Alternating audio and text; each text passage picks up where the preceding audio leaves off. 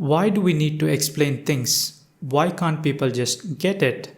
Be it history, philosophy, or science, be it political history, mathematics, or ethics. When we try to communicate an idea to a friend, a family member, or to the public, we must always start from the basics. Here's why it's important. The way we communicate matters. When talking about an idea, the most important part of communication is explanation. Without clear explanation, nothing can truly be understood or solved. The why, what, and how questions are essential for most of the things. When explaining, people often make one big mistake.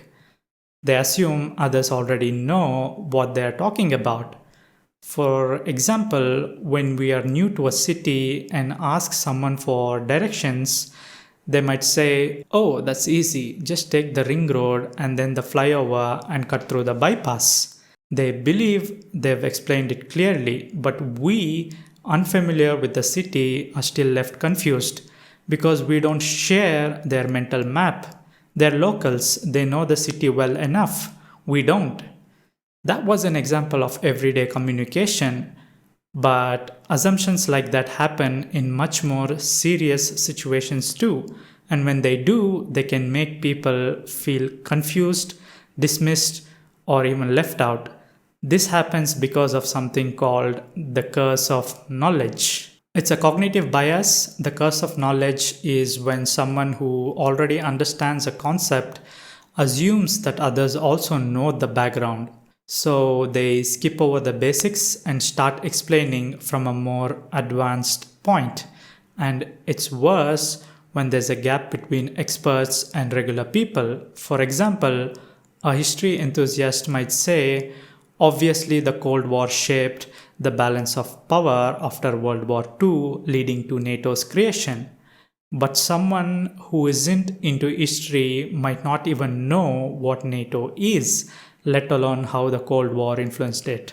Take another example. An atheist who is well read into biology might get frustrated when the religious person says that humans were created by God.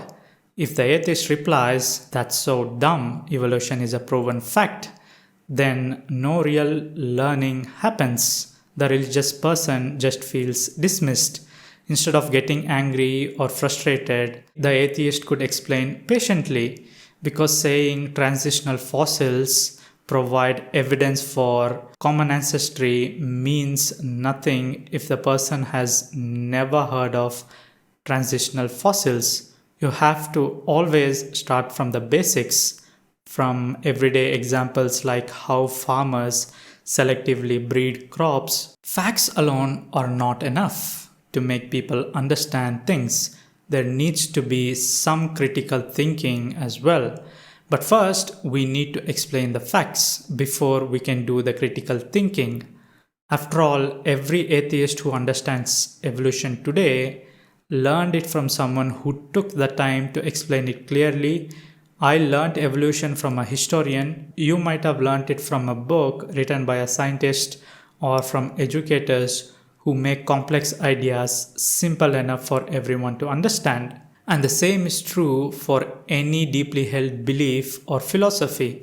Even antinatalism, the philosophical view that says bringing new people into existence is morally wrong, and it is always a harm. As an antinatalist, when I see a pregnant woman or hear someone say they want many kids, I can't just respond saying you're an idiot for wanting kids. That would be a stupid thing to do because most people haven't even heard of antinatalism. They've never had the chance to think about it or learn what it actually means. So it's our job, if we believe in this philosophy, to explain it, to persuade, to educate. We can share why we think having children is wrong because we ourselves were once unaware of this philosophy. We only came to understand it after reading, researching, and thinking deeply about it.